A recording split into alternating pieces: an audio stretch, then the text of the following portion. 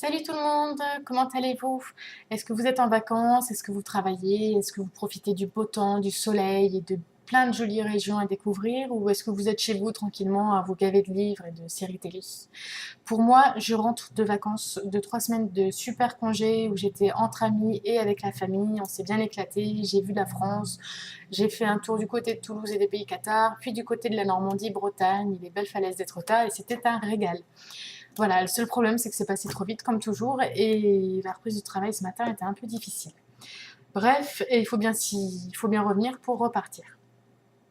Donc pendant 3 semaines, j'avais pas fait de vidéo puisque voilà, j'étais pas équipée de webcam. Par contre, j'ai essayé de me tenir au rendez-vous écrit, mis à part à une semaine. Donc voilà, vous avez pu suivre un petit peu toutes mes lectures passées. Je suis assez contente parce que je pensais pas lire autant et finalement j'ai dû engloutir 6 ou 7 ou 8 livres pendant les congés. Donc même si c'est des petits livres, je suis vachement satisfaite de ça.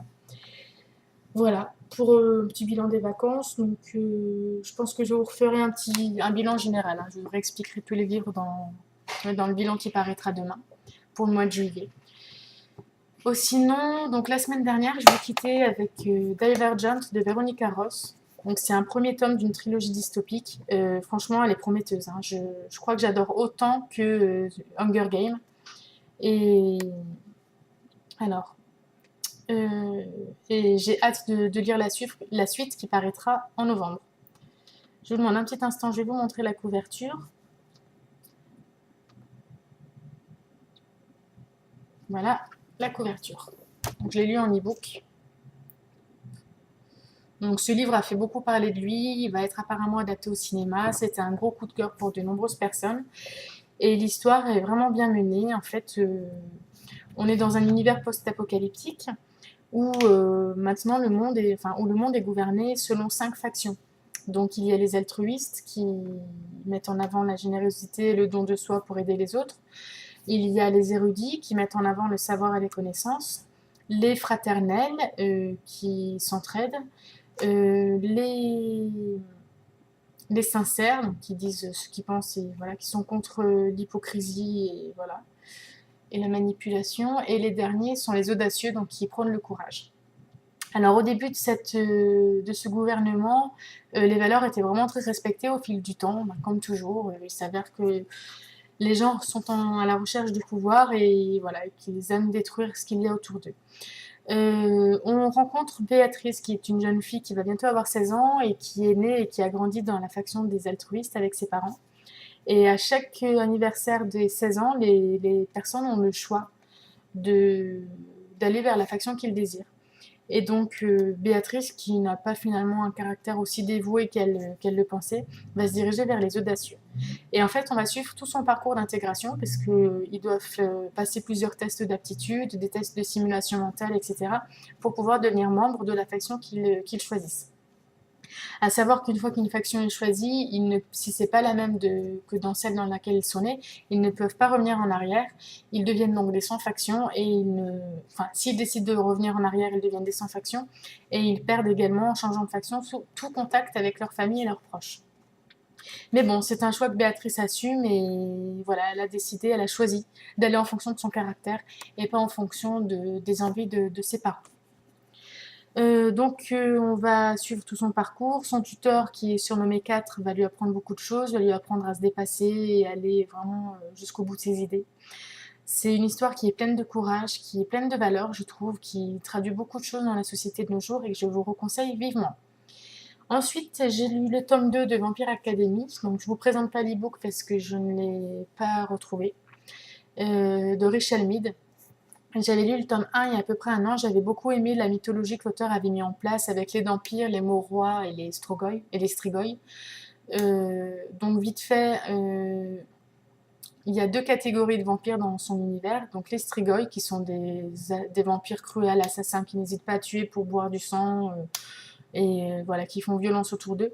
Et il y a les Maurois, qui sont des vampires nobles, qui eux savent doser leur appétit et qui protègent les humains. Et à côté de ça, il y a les Dampires. Donc les Dampires, ce sont des enfants qui sont issus d'un vampire et d'un humain et qui protègent les Maurois, les vampires nobles.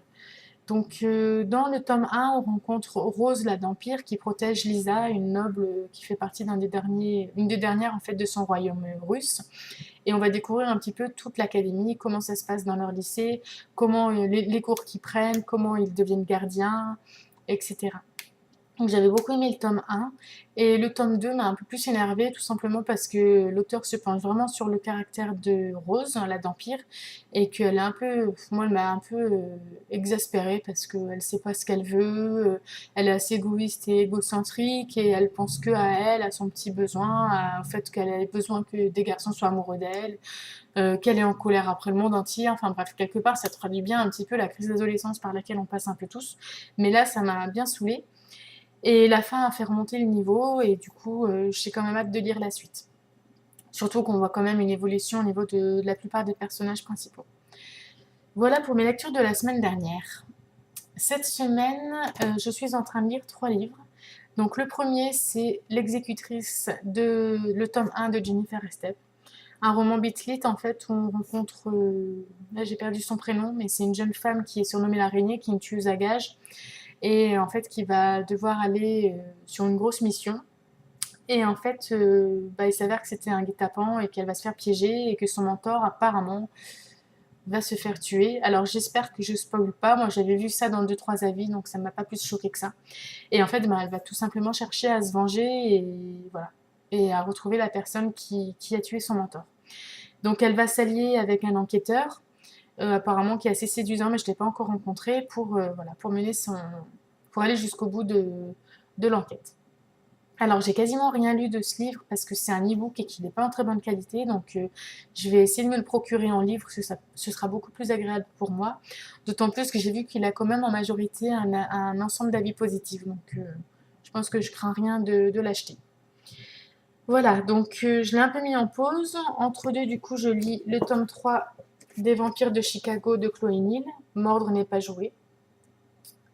Voilà. Donc dans ce tome, on retrouve Mérite, la garde du corps personnel, la sentinelle de la famille Cadogan et donc du chef de vampires Ethan Sullivan. Et là, en fait, elle va avoir une nouvelle mission, c'est de protéger un alpha. Donc voilà, intégration des loups-garous dans l'univers de l'auteur. J'ai lu la moitié en un jour. En fait, je me suis vraiment régalée. J'aime beaucoup l'univers, plus que le tome précédent. Et voilà, donc je pense que je vais le lire assez vite. Hop, aux éditions Milady. Et enfin, je suis toujours dans mon chuchoteur de Donato Carisi. Et j'ai pas encore eu le temps de le rouvrir. Voilà, il me reste quand même un bon tiers, je pense. Et j'accroche pas, j'ai du mal. J'essaie de lire 2-3 pages, mais je suis plus du tout dedans. Et je crois qu'en fait, le mieux, ce serait que je le reprenne à fond, tranquillement, en restant à la maison et pas en voyageant, pour me replonger dans l'univers et dans la tête de l'auteur, pour être à fond dans l'enquête. Bon, j'ai quand même lu un peu la fin, j'ai regardé sur internet qui étaient les chuchoteurs en fait dont nous parle l'auteur. Et c'est vrai qu'en soi, c'est un roman qui est vraiment bien écrit, qui nous plonge vraiment au cœur d'une intrigue et la façon dont les enquêteurs procèdent pour remonter la piste jusqu'à l'assassin. Et d'autant plus que l'auteur, c'est pareil, il nous montre bien comment fonctionnent les serial killers, les différentes catégories qui existent, voilà, comment ça marche un peu dans leur tête. Donc tout ça, c'est super intéressant. Mais ça marche pas chez moi. Malheureusement, j'ai pas craqué. Et puis en plus, la couverture, elle fait quand même un peu peur. Petite fille de porcelaine comme ça glace un peu le sang. Mais j'espère que je l'aurai fini peut-être la semaine prochaine. Au niveau de mes lectures à venir, en fait, j'y ai pas du tout pensé. Comme ça, je vous dirais, soit je me penche sur le tome 4 des Bannis des proscrits de James Clement, soit je me tente peut-être, je pensais à Night School, ou je sais pas.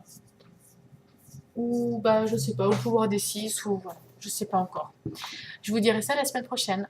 Voilà, sur ce, j'espère que vous passerez une bonne semaine, que vous aurez de belles lectures. Je vous souhaite de bonnes vacances à ceux qui s'en vont, à ceux qui le sont actuellement, et un bon courage à tous ceux qui reprennent. Bisous!